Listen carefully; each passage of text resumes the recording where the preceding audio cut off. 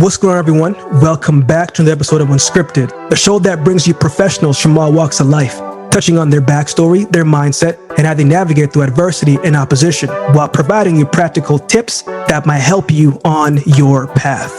I'm your host, two-time Olympian, Olympic bronze medalist, author, and motivational speaker, Akeem Haynes. Now, let's get into the episode.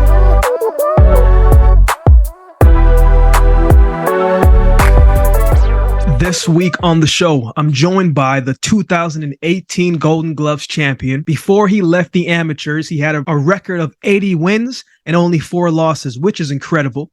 In March of 2019, he would start his professional career, and now he has a current record of 8-0, 8 coming by way of knockout. In his last fight against Keean Mcmhaon, under the Artur, beterbiev, and Joe Smith Jr. card, he saw a childhood dream come true where he would box in front of his family at Madison Square Garden. I'm joined by professional boxer Jahyae Brown. Jahyae is a great example of doing something for a bigger purpose. He has an incredible story, and he and his family have been through a lot in their life. Boxing isn't just something that he enjoys doing. It's a gateway to a better life and creating a better life for those around him. He understands the value of hard work and progressing at your own pace. In this episode, we talk about growing up in Schenectady, New York, his earliest lessons he learned from his environment and those around him, how he started boxing, how he dreams of creating a better environment and opportunities for his family and those around him, why he wants to give back to his community and inspire the youth, why he believes in himself and his skills so strongly, why he isn't afraid to fight the best. And we talk about the sparring he did with Rolando Romero when he was 19 years old. That was actually the first time that I have heard of Jahyae Brown, was actually watching that video like 5 years ago. We also talk about what it was like fighting in Madison Square Garden, recapping his last fight and the inspiration that he draws from his son, and so much more. This young man has a bright future, and he has the skills and the talents to back it up. You'll definitely want to support him in his career. He truly wants to make a difference in his city. He says multiple times throughout this episode, but the reality is that he's doing just that with every positive thing that he does. So without further ado, enjoy this week's episode with Jahyae Brown. What's the normal schedule looking like for you nowadays, man? Man, I train every day.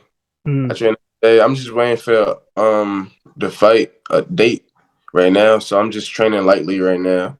Yeah, well, we're gonna get into that a little bit, bro. But first and foremost, man, I want to say thank you for taking the time to come on the show, bro. We're gonna touch on a whole bunch of different things, man. But I start the show and finish the show the same, man. So the first question I got, bro, is I believe in gratitude, right? When you come from certain places, you're trying to shift your mindset. And when things aren't going so well, the best thing that you can do is be grateful. When things are going well, you got to be grateful for all that you have, man. So give me 3 things you're grateful for today, bro. I'm thankful for my family. I'm thankful for being here. And I'm thankful for just having an apartment, having a bed to sleep in, and a roof over my head. I love that, man. You know, bro, I hear you say many times that you come from a tough neighborhood, you had a rough upbringing, and I get that 1,000%, right? So originally from, correct me if I'm saying it wrong, Schenectady, New York City, is that what it is? Schenectady, New York. Schenectady, right? What was your dynamics like growing up, man? Because a lot of our people see you in the ring, right? People see you in training, but there's so much behind the person. What was those times like growing up for you, man? It's still the same because it's Schenectady. Like, people like getting shot every day, almost every day, every week, every month. Just your friends either in jail. Like, I feel like it's like the same. Like, your friends either in jail or your friends just getting shot. Some people don't reach the age 21 or 23. Like, it's just a lot of violence. That's why, like, my uniforms be sometimes like people who passed away from my city. Yeah, yeah, and it says like stop the violence. So the 2 people I had Eddie Stanley on my uniform. My last fight, he got shot in his head at a party, He's from Schenectady. He was only 14 when he got shot. So yeah, it's like a lot of violence. Man, I lost my first friend when I was like 6 years old, and that stuff kind of kind of messed with me for quite some time, and I carried it over. Man, how much?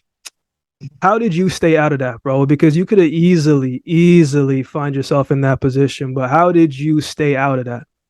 Just having like a family who believes in me, a strict family. Uh, I actually started off. This is how I started boxing, right? Just always fighting. Me and my cousins. Yeah, It was my cousin. His name was Willie Stovall. Cameron Stovall, and my brother Javante Money Brown. We just used to fight and stuff like that. And then my brother was like, my big brother was like, "Oh, since y'all tough, I'm gonna bring y'all to the gym." So he brought me, my cousin, and my brother to the gym, and I loved it. And in order for me to just stay in the gym and stuff like that, I had to just stay out of trouble. So mm, that made me like I want to be the best. So if I get in trouble, I know my parents probably gonna put me on punishment and I can't train or something like that. I gotta stay focused. And like I really got the chance, I really got the talent to do something. Like I really could do something with the sport. I really could provide a better family, a better life for my family. man, So yeah, I just stay. yeah. But it's one of those things where it seems it's easier said than done.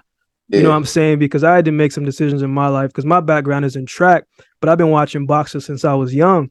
And I had to make certain decisions and sacrifices in order to get where I wanted to get to. But those distractions don't go away.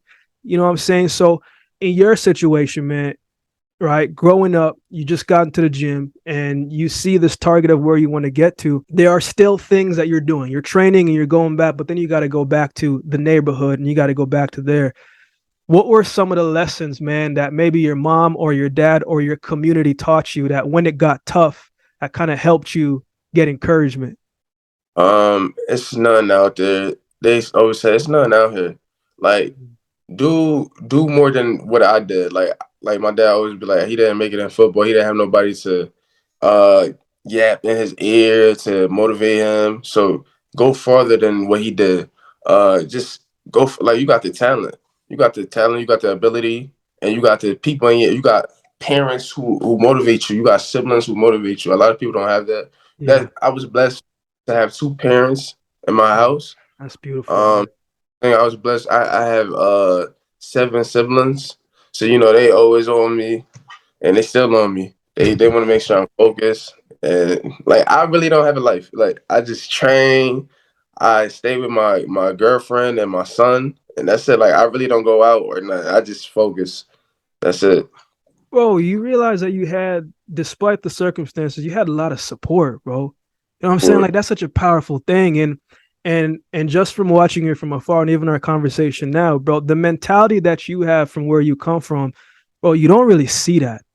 Right? Yeah. Yeah, like you usually it's the ego is up here and you're a confident cat. I can see that. You're confident and you believe in your skills, but also the work that it takes to get there. When you started training, right, and taking it seriously, man, what were some of the things that you were saying to yourself or envisioning? Man, I was always motivating myself. I always like Floyd. He's my favorite fighter, so I always used to watch him.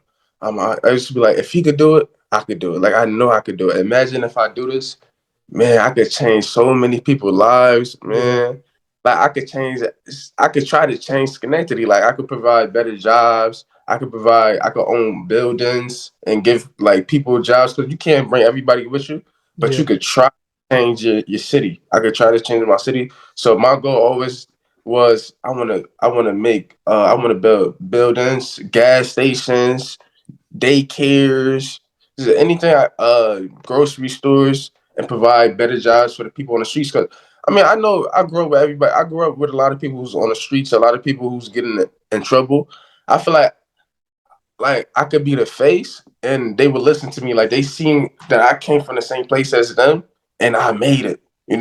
So just to provide a better opportunity for them or and their kids, like so Mm-hmm. the kids go to the streets. Like they could be like, yo, he came from where we came from.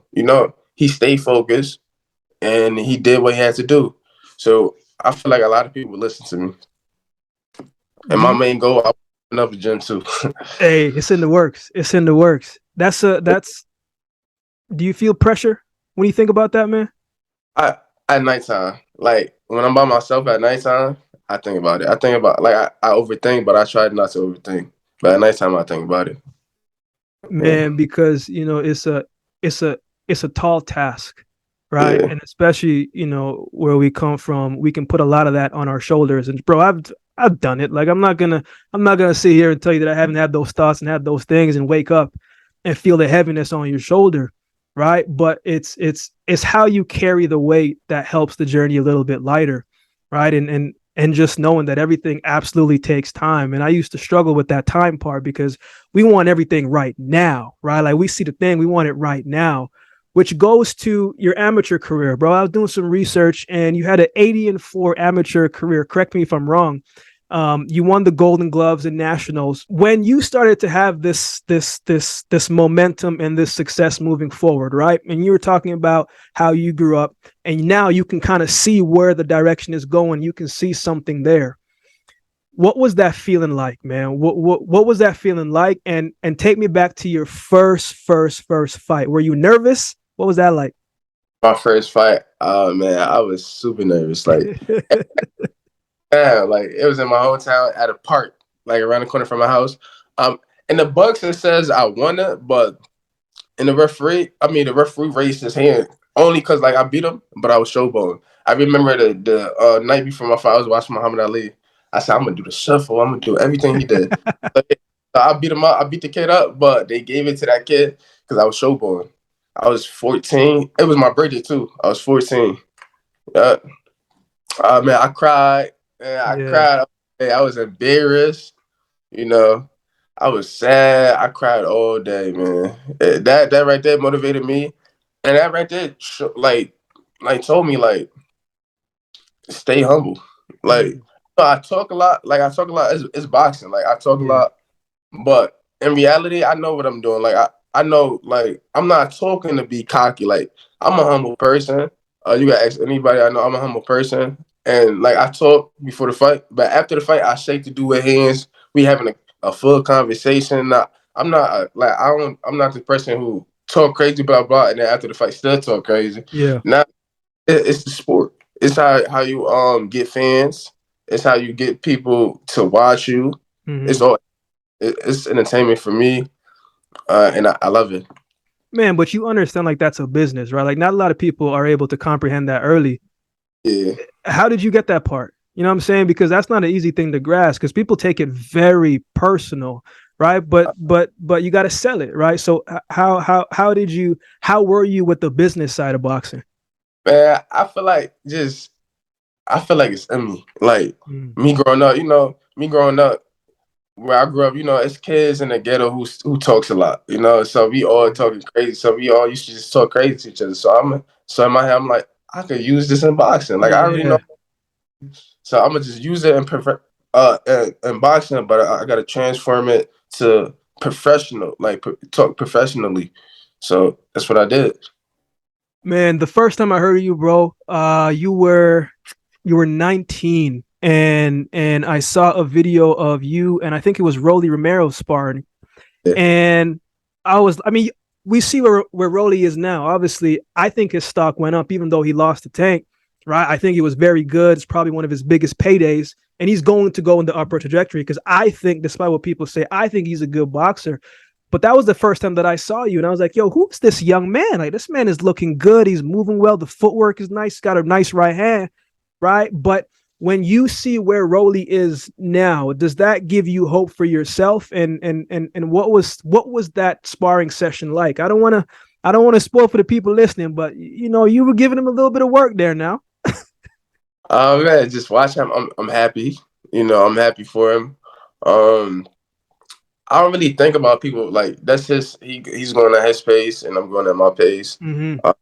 But I watch, I'm like, dang, that could be me one day. I sparred him. I think about stuff like that. Like that could be me one day. It's gonna be me one day. I always think positive. So yeah, my cousin invited me to. He's a boxer too. His name is Mike Hall. I think he probably like 6-1. Uh, correct me if I'm mistaken, because I know you're probably gonna see this. He like, um, he invited me to Vegas to train out there at Floyd Gym, and I'm like, I bet. I would love. That's my dream to train at Floyd Gym. So I went Yeah. out there, and I was just saying, I was calling out everybody every day. Like if I see that you nice, I'm like, yo, I'm gonna spar you. I'm like, Mm. yo, tell him I want to spar him. Yeah. And Broly was there. He was there making a lot of noise saying the pads, and like he wanted to show everybody that he was there. So he was saying the pads loud, like pow pow pow. He was looking nice. I'm like, yo, I want to spar him. Yeah, I want to spar that dude. So we went over there. We said we want to spar. At first he said no. Mm. And I said, bro, I want to spar you. And then he finally said, yeah. I guess because at Floyd Gym they talk a lot. Oh, you scared? You scared of sparring? So he finally said yeah, and then we sparred. He was easy to hit. He had good power. That's what I remember that day. But now he looked better. Like he like when he fought Tank, he looked like he got boxing skills. But when I sparred him, he didn't really use them. He was just strong. He Mm. was super strong. That's what I noticed. But he was easy to hit. And that was that. And he was patient too. He was like patient, super patient. Man, Yeah. you got a fearless spirit about you, bro. Because what you just said, man, I want to spar him. I want to spar the best. Look, a lot of cats ain't doing that. You know what I'm Yeah. saying? Like I love boxing, bro, but a lot of cats is not trying to fight the best or to even spar with the best, man. But you really believe this? Where does that hunger come from, bro? Where does that hunger inside of you come from to say, you know what, win, lose or draw, I just want to step in here and be one of the best? Where does that come from? Man, I just feel like I got so much to prove. I feel like just since the day one, people doubted me. Like when I used to go to nationals, right? And lose and then come back to school, you know how many people used to just talk? Like, yo, you should stop boxing, this, that. So many people used to try to clown me whenever I lost in boxing. And I'm like, yo, I'm going to show everybody, like, I just can't wait to show everybody. I'm gonna stay focused. I'm gonna keep grinding, and I'm gonna show everybody that everybody who doubted me or everybody who don't believe me. I mean, even if you do believe in me, I'm gonna show you it's a chance that we can make it. Like it's a chance because we don't see a lot of people make it out my city or whatever. And I just want to show everybody bad. Like I can't wait to show everybody that I can do it, you know? And not just me, my team. Like my team behind me, my family, I could bring my family. Like it's a better way. Like it's easy to sell drugs or whatever, scam, but it's hard to just keep chasing your dreams, like having goals and be like, I'm gonna make it one day. And then you making it, and then people seeing you, and then people see that you did it, and then you providing opportunities for people like jobs, like Mm-hmm. buildings that say Jahyae Brown on them. You know how many people gonna try to do what I did, Yeah. try to do what I do and look up to me? Yo, he did it. Stay focused like him. Nah, you don't sell drugs. Get a job. You can get a job. Jahyae Brown, he provided a job for you. Just provide just different things. Like I know I could get to the people in my city. I know that, and then even more out of my city. Yeah. If they young African American make it, or anybody from your city make it, what we've been through, man, that's a beautiful thing. I just got so much to prove just for my son too, for my girl, my parents, my family. We've been through so much. We got kicked out of our house before. We've been through so much, and I can't wait to show everybody. I just can't wait. Man, And I you're just you're you're focus. you're fighting for something bigger than yourself, bro. Man, I get that, bro. I've been homeless before myself, me and my mom. Like I get it, and it puts this chip on your shoulder, and the chip is always there because you're not necessarily trying to prove people wrong per se. You're trying to prove yourself right. And one of the things that I realize in life, bro, is whenever you are trying to do something the right way, it takes a little bit longer to unfold. Right. So I know the break is gonna come for you, man. The big fight is gonna come, but you seem like a person that's already patient, but just know it's gonna take a little longer to unfold. I know the business aspect of things, man. But from the amateurs, bro, to the pros, a lot of good amateur fighters aren't good professional fighters, right? What was the biggest transition for you from the amateur level to the professional level so far? Yeah, I like it better. I like the pros better because you focus on that one guy for like for like a month and a couple weeks, for like 6 weeks, you focus on the same dude. In the amateurs, you can't really focus on one guy because you fighting 5 times. At nationals, you fighting 5 times. That's Like, crazy. like every day for the whole week, every day until Saturday. Like it's crazy. So you gotta just focus on that one guy for that moment, for that day, and then the next day focus on somebody else. And then you gotta maintain that weight. Then after you fight, you gotta go back to the you gotta go run it off the weight and then weigh in the morning and then fight again. Yeah, it was a lot. What's your walking around weight versus the 154 that you got to make? I walk around probably 170, Yeah. 170, 168. Yeah. Man, you 11-0 now. Man, your last fight against what's Keean Mcmhaon, I believe is his name. I thought you made some good adjustments in that third and fourth round, man. That helped you get the win. But recap that fight for me from your mind, because again, not even just the fight, but at the moment now, bro, you use Madison Square Garden, man. Every person from New York, who doesn't want to go there, especially people from not from New, but you get to go in front of the home crowd, and many people consider that to be your toughest test, right? Do you feel like it was? Walk me through that whole experience, bro, because at home, Madison Square Garden, that's got to be a great memory so far. Um, it was out of him and this other kid. This other kid was like 10-2 that I fought. So he was very tall. He could hit hard. It was out of them two. But I think honestly, like honestly to you, I think I did bad that fight. I really didn't like that performance. A lot of people liked it, but I know myself. Yeah.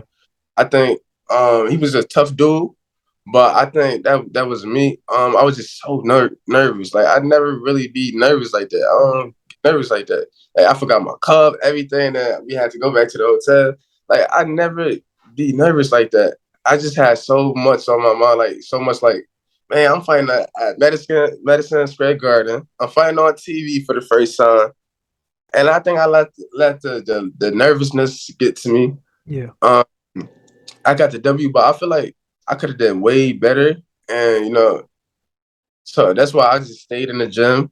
I just focused on the little stuff. It's just mental for me. Like everything was mental for me that day. Instead, like I'm going back. I'm making adjustments. Like I should have never. I should just stay focused.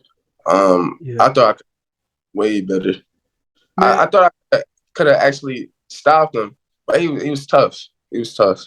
yeah, he was durable, man. He was durable, right? And it's funny you say that, bro, because I don't think people from the outside looking in, people who aren't in the athletic space, right? A lot of the stuff is all mental. Like Yeah. people always ask me, what is the hardest part about the Olympics? Is it getting into the blocks and seeing all these, 50,000 people? I'm just like, no, it's actually everything else, right? Because then there's so much noise and so much media and all these different things. And especially when you're at home competing at one of the arguably the most popular arena, it can be a lot, but it's definitely a learning curve. And you're Um, the bright lights is gonna find you. You know what I'm yeah. saying? So yeah, so you get it now, so you get that experience. But let me ask you this, man. What obviously Floyd is one of your favorite boxers, but he's not fighting anymore. Who are some of the boxers you like today? Man, I like Shakur Stevenson. I like Javante Davis. I Bless you. like Terrence Crawford. Spence Lomachenko. I can't wait till Lomachenko come back and fight. Who else? Can definitely Canelo. And that's about it. I'm probably forgetting people, but those the boxers I watching now. Man, you go back. I go back to something that you said at the beginning of our conversation, man, where you talked about your son, right? When you see him, man, what do you see? Man, I see a kid who looks up to his father. He want to become a boxer so bad. Um, like I always say, I'm not gonna force none of my kids to box or whatever. I'm gonna let them choose their careers. But he always asks, Dad, are we going to the boxing gym today? He always say that. And it's crazy. He was in the gym since he was like 3 months. He was in the gym just watching me. And now he be in the heavy bag, everything. He know a little son. But yeah, I see a good kid, a kid who really believes in me. When he seen me fight on TV, his reaction was so beautiful. It's like that motivated me right there. Like he believes in me. He was cheesing when he seen me on TV. Like it's crazy. Man, last couple questions, bro. Man, that was beautifully said, man. I actually saw the video of when you and your lady were kind of in the kitchen and you were punching her arms, and then he Yeah, did the same thing. I was like, man, that's crazy. Uh, Life has a lot of seasons in it, man, and there's a lot of ups and a lot of downs, as you know. But I really think that every season there's a lesson in it and something attached to it.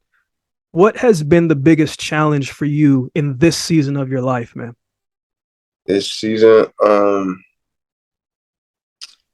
I think like my whole life, or just like Just this season of your life, right? Because again, right, you just fought, right? Now you're gonna move up and get a next fight, and that can come with a lot of pressure. And as men, we don't really talk about the pressures and the things that we go through.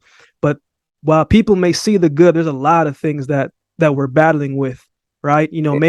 Maybe you're just like, man, I need to be more patient, or I'm struggling with this. Just a challenge within yourself that you're trying to deal with.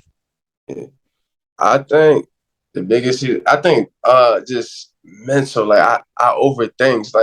Like my last fight, I feel like it was a big challenge. Cause like if you they don't got it on TV, but like when I was hitting him like 5 uppercuts, I was looking at, on the big screen when I was in my corner. I was telling my coach, I'm like, yo, I can't believe I'm here. Like it's crazy. Like I Mm, can believe I'm here, but like it's crazy I'm here. Like we here, we didn't make it yet, but we fighting on the big stage. Like where we come from. Like that's crazy. Like it's like where we come from. Like it's like a lot of people be like, yo, how is he on TV? Like that's crazy. Like how did he make it out? Even though I didn't make it out yet, but I'm yeah. slowly making it out. How did he do that? Like he's one of us. Like how did he do that? Like that's crazy. Like and it was just it was mental. Like I feel like I was focused on just the wrong things that Mm, fight, trying to impress people. Um, I like when I talk trash. I know what I'm doing. I know to stay focused. I know to not let that over. Like I don't do that to be cocky. I do that because it's a business, like you said. yeah.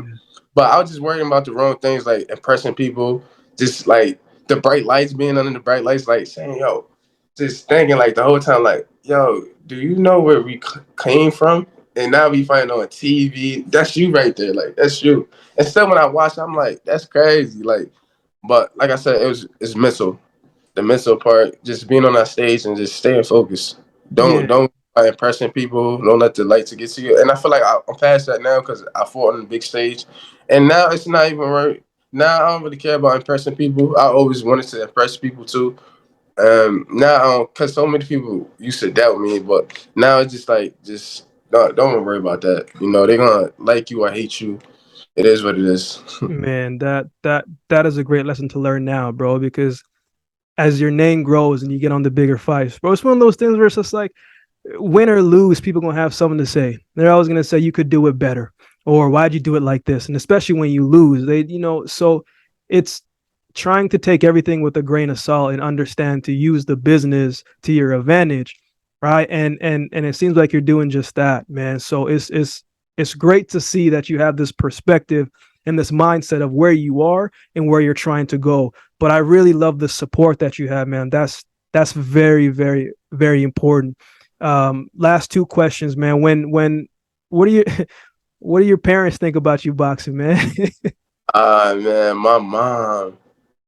That was the first time my mom ever seen me fight live, like in person. My mom, she's like, even when I be on Facebook Live, find on Facebook Live, right? She don't watch it. Like she Hmm. waits. She gets so nervous, like she gets super nervous that she waits till after the fight. But my dad, he's hype. He be hype. Yeah, do this, do that. Yep, that's my son. He be so hype.